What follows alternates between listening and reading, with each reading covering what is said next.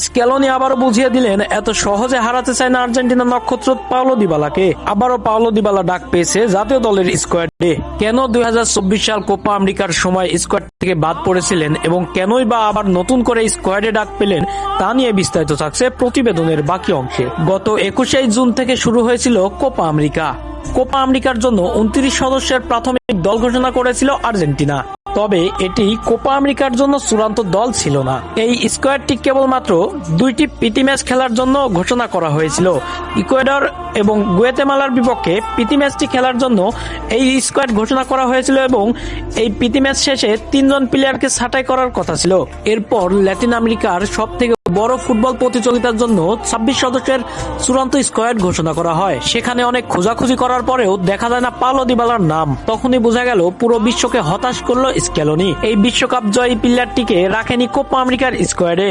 এতে করে হতাশ হয়েছেন অনেক আর্জেন্টাইন ভক্ত।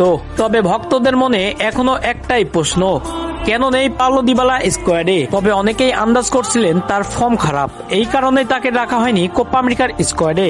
কিন্তু আসলে সেটা নয়। কোপার স্কোয়াড ঘোষণা করার 1 মাস আগে রোমায় একটি ম্যাচ খেলতে যায়। সেখানে রোমায় ম্যাচ খেলতে গিয়ে ইনজুরিতে পড়ে যায় পাওলো দিবালা। তবে সে ইনজুরি কাটিয়ে কোপা আমেরিকার আগে দলে যোগ দিতে চেয়েছিলেন, কিন্তু স্ক্যালোনি দেখলো যে ইনজুরির পরে সে ভালো ফর্ম দিতে পারবে না, একটু আনফর্মেই থাকবে। সেই কারণেই রাখা হয়নি কোপা আমেরিকার স্কোয়াডে। সেপ্টেম্বরের 6 তারিখ